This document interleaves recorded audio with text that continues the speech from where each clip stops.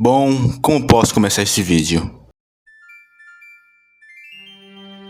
Legend of Zelda Ocarina of Time é sem dúvida um dos jogos mais influentes da história. Lançado em 1998 para Nintendo 64, ele trouxe várias mecânicas que até hoje são bem comuns nos jogos atuais, tipos de targeting, que foca a mira no inimigo, por exemplo. Sem falar das dungeons, personagens icônicos surgiram no jogo e ambientação. Se tem uma coisa que pouca gente fala, é a história de Ocarina of Time. História nos games não era algo muito valorizado, exceto em RPGs. Esses jogos como Mario 64 ou Banjo-Kazooie tinham história, eram mais simples, pois esse não era o foco. O foco era a diversão e a experiência. A história de Ocarina of Time pode não ser um Senhor dos Anéis complexo da vida, mas ela nos conquista. E eu vou falar quanto essa história simples de um garoto de verde que enfrentou o Rei dos Gerudos mexeu comigo.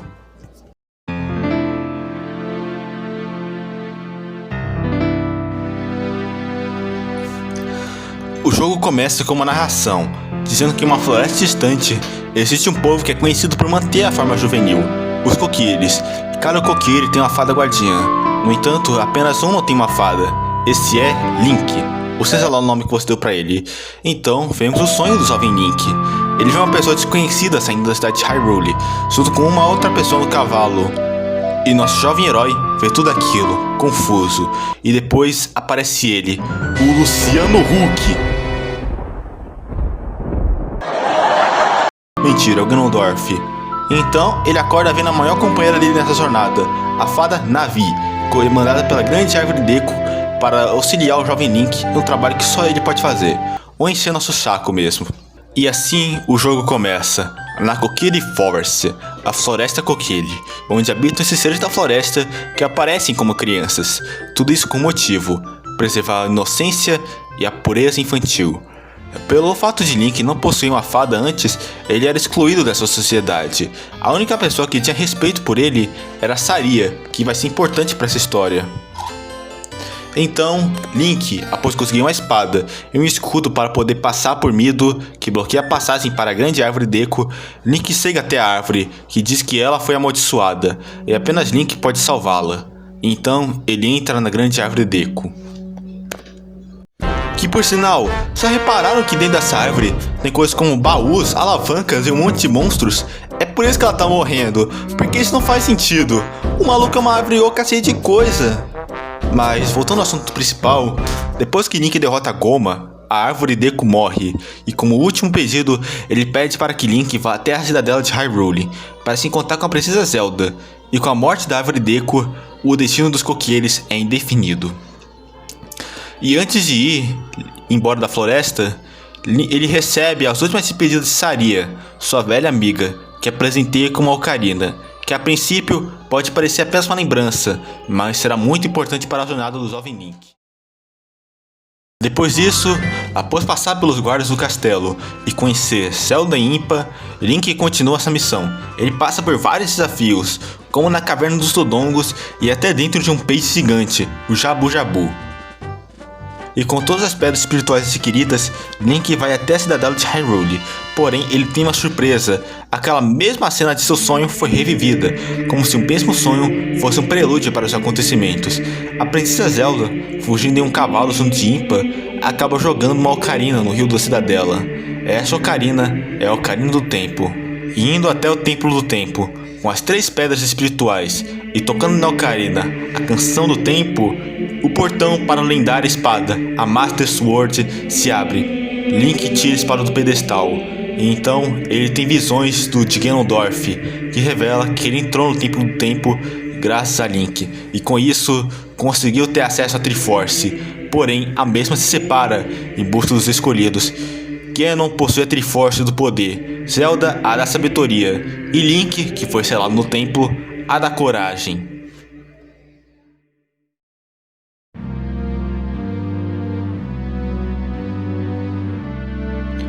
Depois de 7 anos, Link cresce e conhece Hyrule, o sábio da luz. Hyrule diz que enquanto Link esteve selado, Ganon tomou o controle de Hyrule e trouxe desgraça para o reino.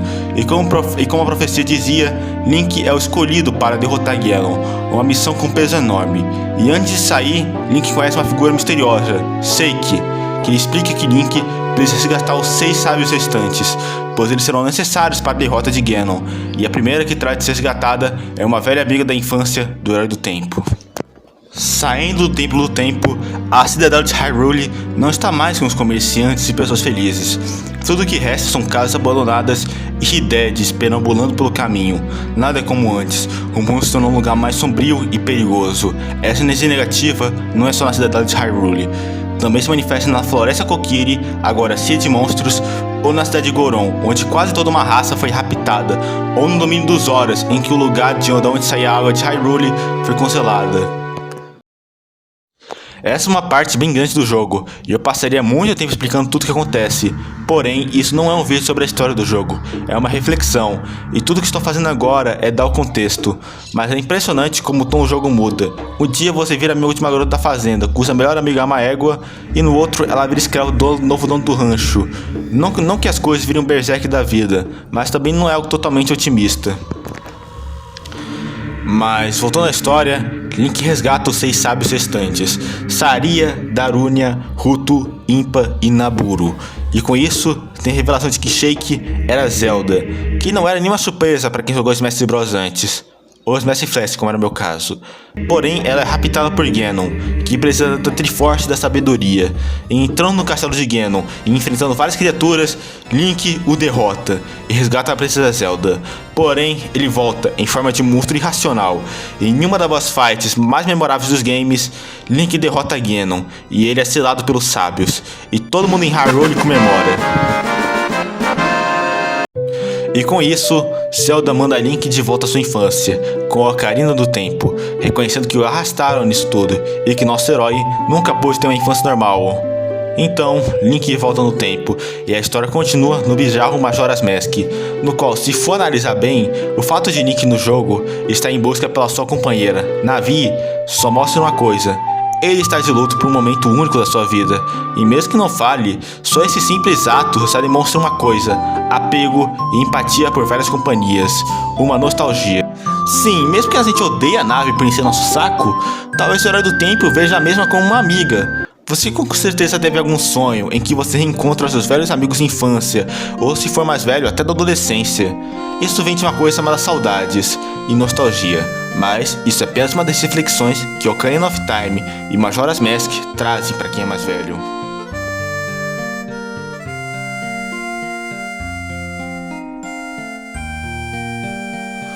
Se repararmos bem, Link sacrificou sua infância para lutar para o bem de Hyrule, teve que lidar com várias experiências, e quando finalmente voltou para sua infância, nada era como o mesmo. Ele sentia nostalgia de um tempo vivido e possuía uma inocência perdida. Mesmo que isso não seja contado diretamente, quando a gente é mais velho, a gente sente uma conexão nisso por um simples motivo: já não somos mais crianças. Lembra de quando você era criança, onde tudo parecia mágico e simples à sua volta?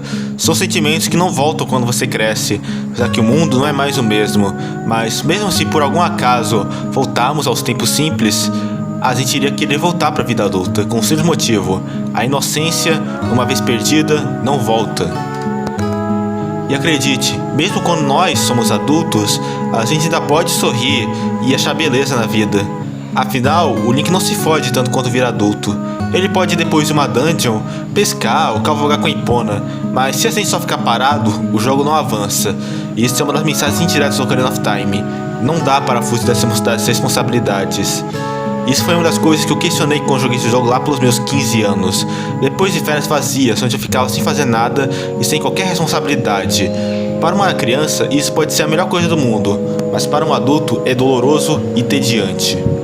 Admita, você não iria conseguir se divertir no jogo sem avançar na história, ou se divertir na vida sem um trabalho a fazer. E é assim que funciona a vida. Tudo precisa estar em equilíbrio. Mesmo que você não tenha tantos amigos quanto antes, o governo está cheio de desgraçados no poder, não dá pra voltar atrás.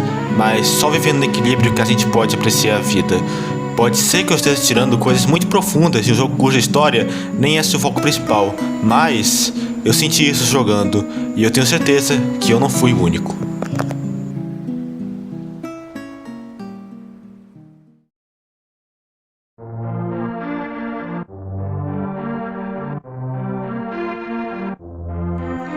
Eu lembro como se fosse ontem. eu era apenas um jovem de 15 anos que pensou: eu quero uma franquia de games para ser minha favorita. E foi tantas franquias que eu joguei, mas nenhuma conseguiu me fisgar muito. Também porque eu tentava zerar tudo 100% e não valia a pena. GTA, Castlevania, Resident Evil, Mega Man, mas no final uma franquia conseguiu me fisgar bem.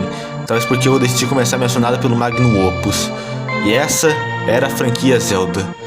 Tudo que eu tinha jogado de Zelda até então era o Minish Cap e um pouco do Ocarina of Time.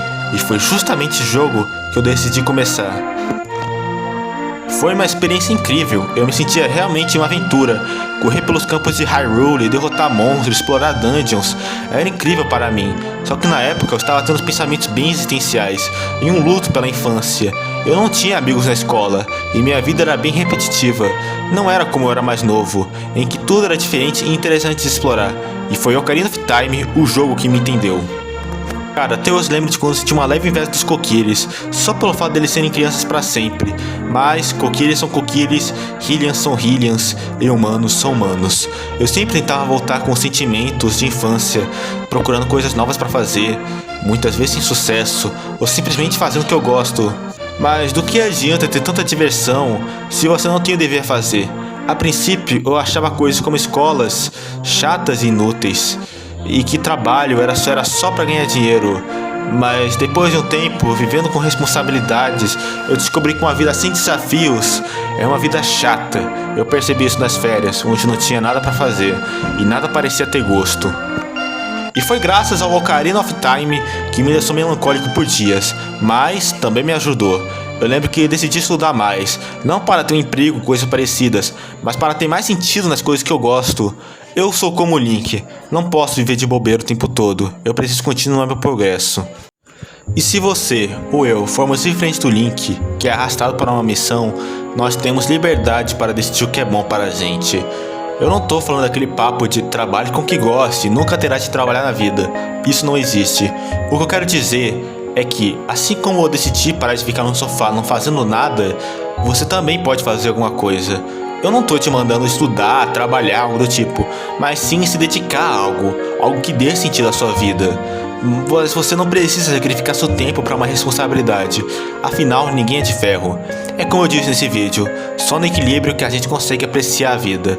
E acredite, isso pode fazer bem para você. Mas acho que já estamos fugindo do assunto principal. Obrigado, Ocarina of Time, você é um dos melhores jogos já feitos, e que me marcou muito e me fez amar essa franquia.